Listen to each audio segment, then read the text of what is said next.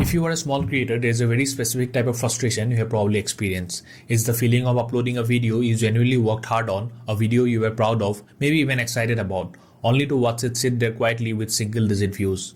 No comments, no reactions, no visible momentum. And slowly, without drama, a thought starts forming in your mind that is, why does this feel like I am being ignored? Stay with me till the end of this video because what feels like rejection on YouTube is often something very different. And misunderstanding this phase is one of the biggest reasons creators quietly lose confidence, lose motivation, and eventually disappear from the platform.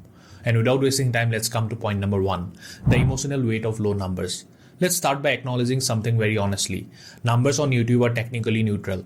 A video with 12 views is not objectively good or bad. It's just data. But psychologically, it never feels neutral. When you upload, you don't just see views, you see effort reflected back at you. You remember the hours spent editing, rewriting, recording, multiple takes, fixing mistakes, adjusting audio, choosing thumbnails. So when the numbers stay small, the brain doesn't interpret as performance metrics. It interprets as a response to my work. This is why low views don't just feel disappointing, they feel personal. You refresh analytics more often than you want to admit. You start checking impressions, click-through rate, retention graphs. You begin comparing this upload to previous ones. And then comes the most subtle but dangerous shift. Instead of evaluating the video, you start evaluating yourself. Was my idea actually interesting? Am I just not good at this? Why do others seem to grow faster? None of this happens loudly. It happens quietly, internally and repeatedly. What hurts isn't simply low views. It's the gap between effort and visible response.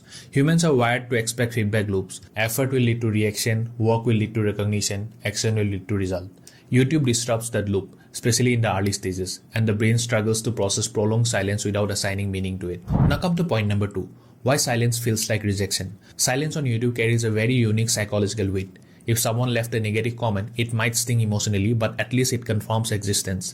It tells you someone watched, someone reacted, someone noticed. Silence is different because when there is no reaction, the mind starts filling the gap with assumptions. Creators often say things like, I don't care about views, but the truth is more nuanced. It's not about vanity, it's about the validation of direction. Views are not just numbers, they are signals. Signals that you're moving correctly, improving meaningfully, creating something people want. So when those signals don't appear, doubt naturally enters. Not because creators are insecure, but because humans rely on external feedback to stabilize confidence. Over time, silence becomes heavier than failure. Failure at least provides clarity. Silence provides uncertainty, and uncertainty is psychologically exhausting. This is where many creators begin emotionally withdrawing from their own work. Uploading feels less exciting, editing feels slower, ideas feels harder to trust. The joy of creating slowly becomes entangled with anxiety about performance. But here is the important distinction most creators never fully internalize. Silence is not the same as rejection. Silence often means insufficient data, insufficient exposure, insufficient signals, not insufficient value. Now come to point number 3, the conflict of but my video was good. This is one of the most frustrating mental conflicts creators face.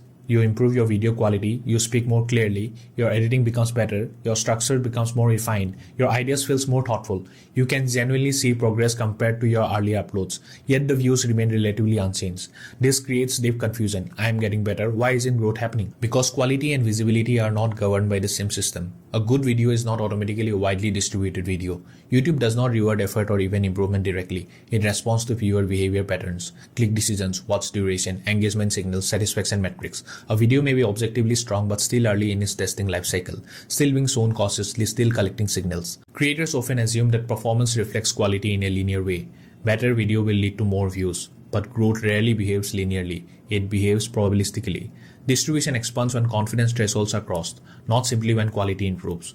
This is why many genuinely good videos appear stuck. Not because they lack merit, but because they haven't yet triggered enough scalable signals. Now come to point number 4, the invisible progress problem. One of the hardest aspects of YouTube growth is that improvement often happens invisibly before it becomes measurably visible. Your communication skills improve gradually, your confidence becomes better, your clarity depends slowly. These are compounding assets, but views, impressions, and reach may lag behind for long periods. This delay creates the illusion of stagnation. For example, imagine going to the gym for weeks. Your strength improves internally, but the mirror doesn't change dramatically yet. Would you conclude nothing is happening? Probably not, right? But on YouTube, creators often do, because the only mirror they trust is analytics. Always remember, growth, skill, audience, and algorithm confidence compound silently. But human psychology struggles to stay patient when progress lacks immediate visual confirmation. This is why consistency feels emotionally unrewarding for long stretches. Not because it isn't working, but because it isn't visibly working yet. Invisible progress is real progress, but it requires a mindset that separates development from immediate results. Now come to point number 5. What ignored actually means on YouTube. YouTube almost never ignores creators in the way creators imagine. It evaluates cautiously, distributes gradually, scales probabilistically.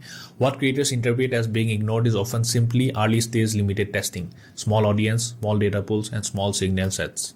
Growth requires threshold. Threshold requires repetition. Repetition requires patience. Lastly, your videos don't feel ignored because they lack value. They feel ignored because progress is invisible at first, and invisible progress is psychologically uncomfortable. Most creators quit not because their videos fail, but because silence convinced them something was wrong when often nothing was wrong at all. And if you like this video, please like, subscribe, and comment. I'll see you in the next one. Thank you for watching.